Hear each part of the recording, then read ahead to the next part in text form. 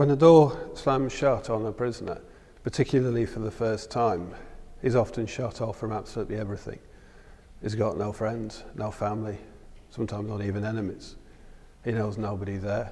There's no TV, there's nothing to do. They're alone. The only thing that they have with them is their own head. Maybe a sense of their own past, their own hurt, their own failures. No future, nothing. At these times, when people have nothing, they often cry out for a saviour. Sometimes that's unacknowledged, unknown, but there is a deep longing for something, for salvation, for hope. And at those times, it's our job as a chaplain to come alongside them and to give them that hope. And it is a tremendous privilege and a tremendous honour when somebody finds God through all of the mess, through all of the chaos.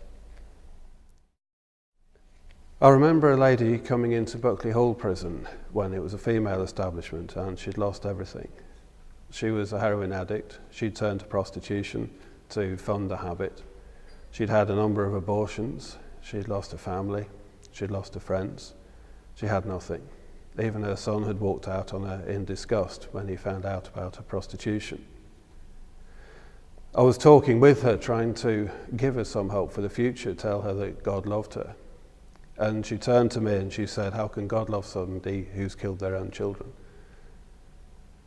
She did, fortunately, find that God did love her, and in that became transformed. I remember towards the end of my time at Buckley Hall walking across the yard, and I saw her in conversation with some other people. And one of them said to her, "How do you know that Jesus will let you into heaven?" And she was a little bit stopped for an answer at first.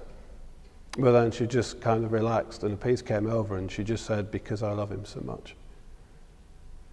And it's at times like that when you really realise the nature of salvation. And it's a real privilege to be a part of that.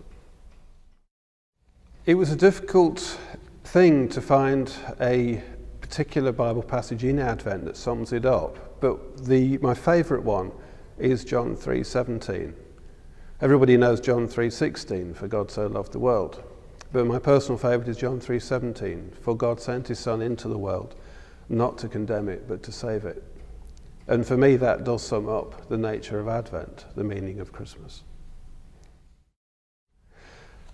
Advent is a bittersweet time for prisoners. It's probably the most difficult time for them in the year. We celebrate it in a fairly normal way. We have the Salvation Army coming in and we have a Good Carol service and a celebration together. We have a midnight mass on Christmas Eve, obviously not at midnight, at 3:30 in the afternoon, but it works well. It's usually getting dark by then and we have candles, and it's usually a holy time. It's a good time.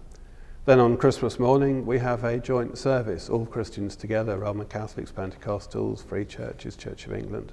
We all meet together on Christmas morning and celebrate the birth of Christ. But throughout that time, there is always an undercurrent of sadness.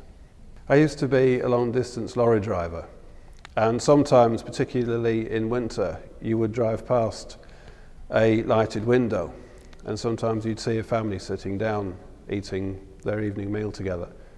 And you'd think of your own family, your own kids, your own wife, and you'd wonder what they were doing. And it did make you feel quite lonely, quite sad. And I imagine that's what prisoners feel.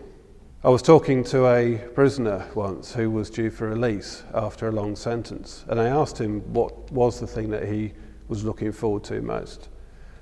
And he said, "Sitting on the settee curled up with my wife." And I thought, I do that most evenings, and I take it for granted. It means not much to me. And so often I think you don't realise the value of something until you've lost it. And I think that can be the case for Christmas. I really hope that the nation doesn't have to lose Christmas before it understands the real value of it.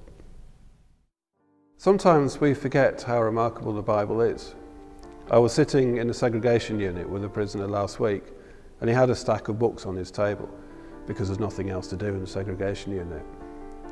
And then he pointed at a Bible and he said, "That book makes you cry." He said, "None of the others do, but that one does."